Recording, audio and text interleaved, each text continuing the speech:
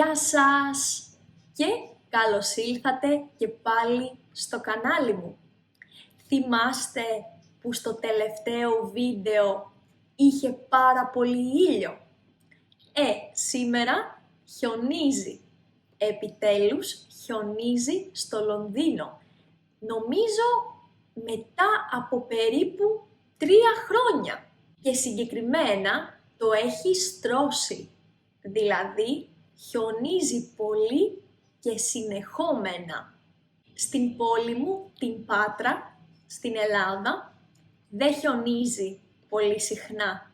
Γι' αυτό μου αρέσει εδώ στο Λονδίνο να κοιτάω το χιόνι από το παράθυρο. Αυτό είναι για μένα το ιδανικό χειμωνιάτικο σκηνικό. Για όσους δεν με ξέρουν, εγώ είμαι η Γιούλη και σήμερα θα μιλήσουμε για φράσεις τις οποίες δεν πρέπει να λέμε στα ελληνικά, αλλά ούτε και σε καμία άλλη γλώσσα. Πριν όμως ξεκινήσω αυτό το βίντεο και σας αποκαλύψω τις 3 φράσεις, πείτε μου στα σχόλια για ποιο πράγμα νομίζετε ότι θα μιλήσω σήμερα. Μπορείτε να μαντέψετε μία από τις 3 φράσεις. Πάμε να δούμε τώρα. Μαντέψατε σωστά? Η πρώτη φράση, η οποία δεν πρέπει να υπάρχει στο ελληνικό σας λεξιλόγιο, αλλά ούτε και στο μυαλό σας, είναι η φράση «δεν μπορώ».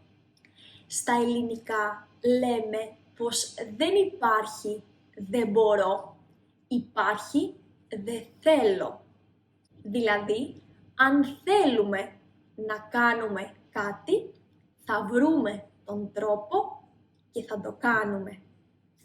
Κάθε φορά που σκέφτομαι ότι δεν μπορώ να κάνω κάτι γιατί μου είναι πολύ δύσκολο, πάντα έχω στο μυαλό μου τις Πανελλήνιες. Οι Πανελλήνιες είναι οι τελικές εξετάσεις που δίνουν οι μαθητές, οι Έλληνες μαθητές, για να περάσουν στο πανεπιστήμιο.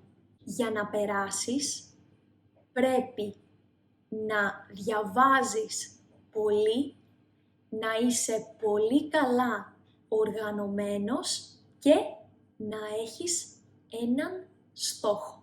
Έτσι, κάθε φορά που λέτε «δεν μπορώ», να σκέφτεστε κάτι δύσκολο που έχετε ήδη καταφέρει.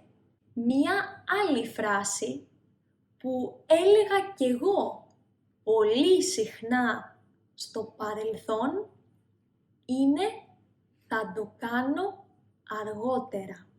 Και έτσι αφήνεις να περάσουν μέρες, ίσως και μήνες για να κάνεις κάτι. Θα σας πω πώς το έλυσα εγώ. Κάπου διάβασα πριν από κάποια χρόνια για τον κανόνα των 2 λεπτών. Αν μπορείς να κάνεις κάτι μέσα σε 2 λεπτά, να το κάνεις αμέσως. Για παράδειγμα, να πλύνεις το πιάτο σου μετά από κάθε γεύμα ή να στείλεις ένα email. Όλες αυτές οι δουλειές δεν διαρκούν παραπάνω από 2 λεπτά.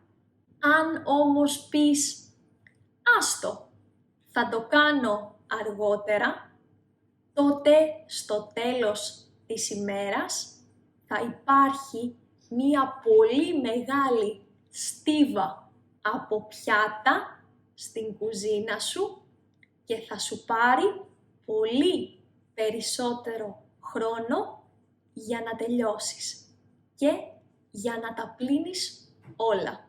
Η τελευταία φράση που δεν πρέπει να υπάρχει στο λεξιλόγιό σας είναι αργά για μένα τώρα.